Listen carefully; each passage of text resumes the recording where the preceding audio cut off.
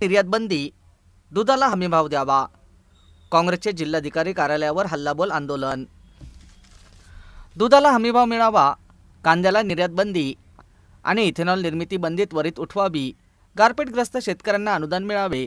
दुष्काळग्रस्त उपाययोजना सर्व महसूल मंडळांना लागू कराव्या. या मागणीसाठी आज जिल्हाधिकारी कार्यालय येथे काँग्रेसच्या वतीने हल्लाबोल आंदोलन करण्यात आले. काँग्रेसचे जिल्हाध्यक्ष राजेंद्र नागवडे, ज्ञानदेव वाफारे यांच्या नेतृत्वाखाली हे आंदोलन करण्यात आले. केंद्र आणि राज्य सरकार शेतकऱ्यांच्या प्रश्नांवर अतिशय असंवेदनशील असून शेतकऱ्यांच्या प्रश्नांकडे गांभीर्याने पाहिले जात नाही. त्यामुळे शेतकऱ्यांमध्ये संतापाची लाट आहे. दुसरीकडे शासनाकडून जाहिरातींवर करोडो रुपयांचा खर्च केला जातो.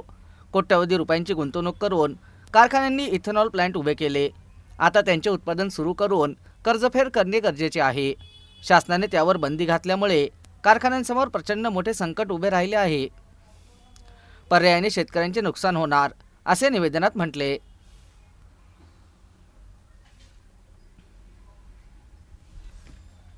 सरकारने अचानक देशातील सर्व कांदा उत्पादकांच्या शेतकऱ्यांच्या वरती फार मोठ्या संकटात टाकण्याचं काम या सरकारने केलेलं आहे.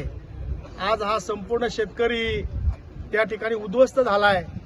त्याला आत्महत्या करण्याशिवाय पर्याय राहिला नाही. ढसाढसा रडण्याचं काम त्या ठिकाणी शेतकरी करतोय. कारण अवकाळी पाऊस असेल, अतिवृष्टी असेल, सगळ्या संकटातून त्यांनी कुठेतरी कांदा उत्पादन घेण्याचं काम केलं. तो कांदा आता तयार झालेला आहे. तो आता मार्केटला यायला सुरुवात झालेली आहे. आणि या परिस्थितीमध्ये केंद्र सरकारने अचानक निर्यात बंदी करून त्याच्यावरती 40% टॅक्स लावण्याचं काम केलं. आणि अशा पद्धतीनं आज जे कांद्याला 4,000 5,000 रुपये भाव मिळत होता तो अचानक 1,000 ते 1,200 रुपयावरती आला. आणि त्या शेतकऱ्याला जेवढे काही खर्च त्या पिकासाठी घेतलेत तेवढा सुद्धा त्या ठिकाणी आज त्याला मिळत नाही. आणि त्याच्यामुळे संपूर्ण शेतकरी आणि संपूर्ण राज्यातला शेतकरी या ठिकाणी उद्ध्वस्त झालेला आहे.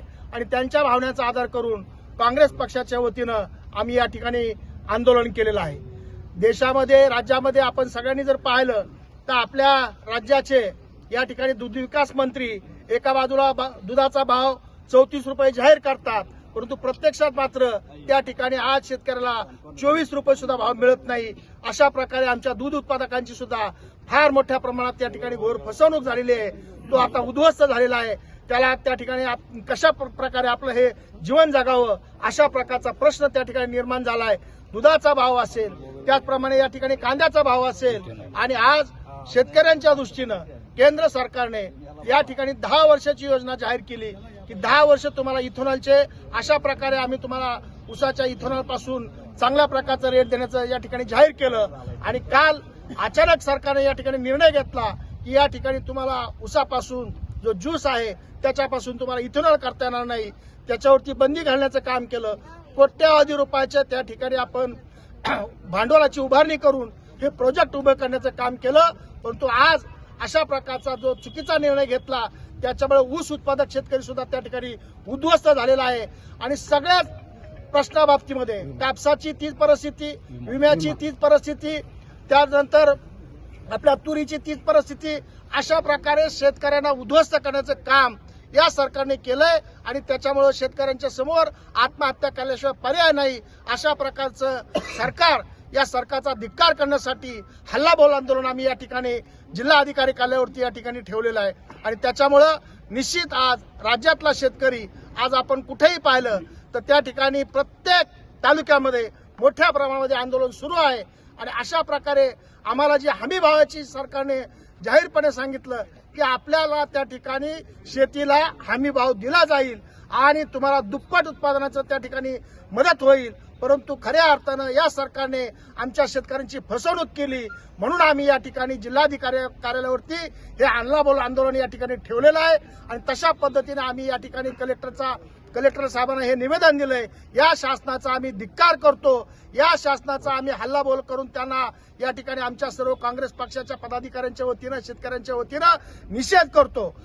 या ठिकाणी भाजप जिल्हा काँग्रेस कमिटीच्या वतीने राज्य सरकारवरती हल्लाबोल आंदोलन आज इथे सर्व अहमदनगर दक्षिण मतदारसंघातील सर्व पक्षाचे पदाधिकारी यांनी इथे केलेलं आहे.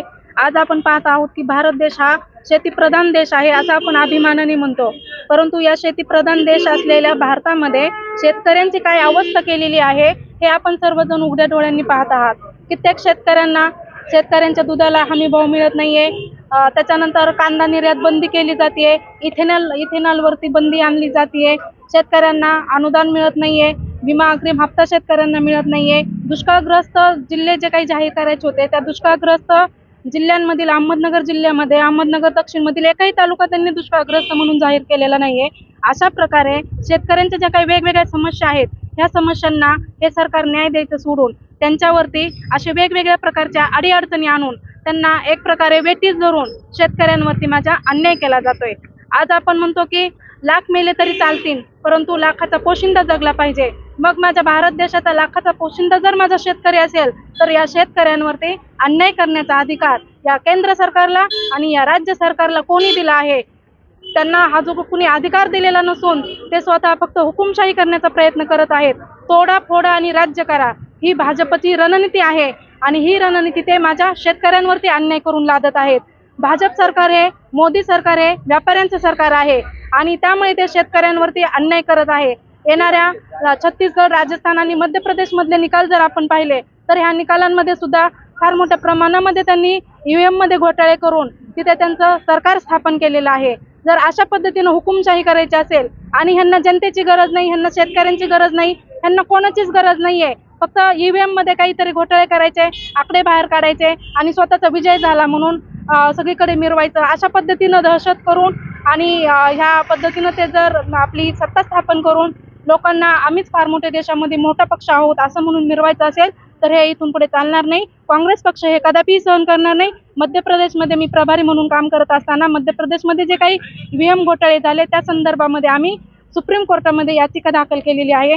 त्यामुळे मला इथे एवढंच सांगायचं आहे की अहमदनगर जिल्हा काँग्रेस कमिटीच्या वतीनं शेतकऱ्यांच्या न्याय हक्कांसाठी जे काही आज इथे आंदोलन उभं केलं त्या आंदोलनाच्या नंतर त्या शेतकऱ्यांना आमच्या ज्या मागण्या आहेत त्या मागण्या मान्य जर झाल्या नाहीत आणि त्या तात्काळ मागण्या जर राज्य सरकारने मागण्या मान्य केल्या नाहीत तर येणाऱ्या काळामध्ये रस्त्यावर उतरून आम्ही तीव्र प्रकारचं आंदोलन करू. प्रत्येक तालुक्यात आंदोलन करू. प्रत्येक गावागावामध्ये जाऊन हे तीव्र स्वरूपाचं आंदोलन छेडलं जाईल असं या माध्यमातून मी इथे इशारा देते.